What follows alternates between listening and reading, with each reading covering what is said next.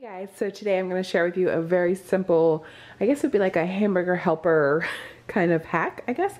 Growing up and in the beginning stages of my marriage, we always had hamburger helper. It was simple, easy. You just buy the box of mix and a pound of ground meat and then you just mix it together and usually just add water. Super simple.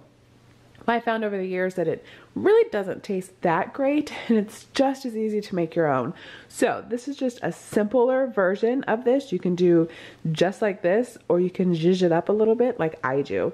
So first you would just ground your meat, add some tomato sauce, some water, the shells, let the shells, soften and cook, and then you can bake this in the oven and do it like a casserole, or you can just do a one pan on your stovetop, which is what I do. And then you can just sprinkle it with cheese all over top, add some salt and pepper.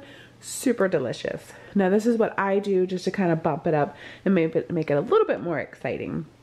So I'll add, not all the time, but I'll add garlic, Worcestershire sauce, the French's fried onion with the cheese on top is delicious. Sometimes if you want a little spice, add some of the Rotel. And some Dijon mustard, actual mustard, anything that you like on a burger, think about putting it on or into this pasta dish. It is super delicious. So the first thing I'm gonna do is brown my meat, and then I'm gonna just start adding in everything else. So let's get started.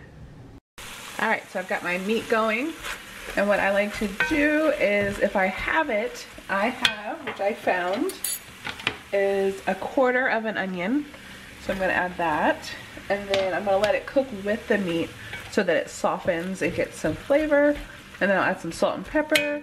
And then a little bit closer to the meat being done, then I'll add in my minced garlic, Worcestershire sauce, and other seasonings.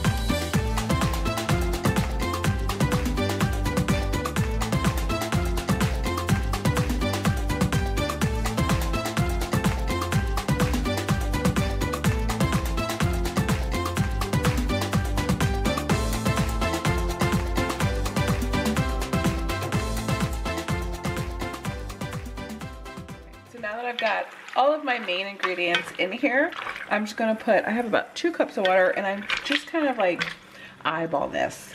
So it depends on like your pot, the type of noodle you use, all the stuff that you put in there. You kind of want to cover the noodles enough and have there be enough liquid that's almost soupy. I would say that's pretty good. But you can always just come and add water if it starts to evaporate too fast. And then I'm just gonna cover it for about 10 minutes, and then we can put some cheese on it, and that's done. Like, it took no time at all. All right, so I've let it go for about 10 minutes. I did add the full 2 cups and another half of a cup of water, so about 2.5 cups of water. And I tested the noodles like throughout just to make sure that they're getting cooked and they're not too gummy, because you don't want them to get too soft. So I tasted it, I tested my seasonings, I added the Dijon, the Worcestershire sauce. If you have A1, I don't. Add that, that is really good. So I'm gonna add some of these French's onions that I have left over from the holidays. Then I'm gonna add some shredded cheese. It's all bubbly, I'm gonna cut it off.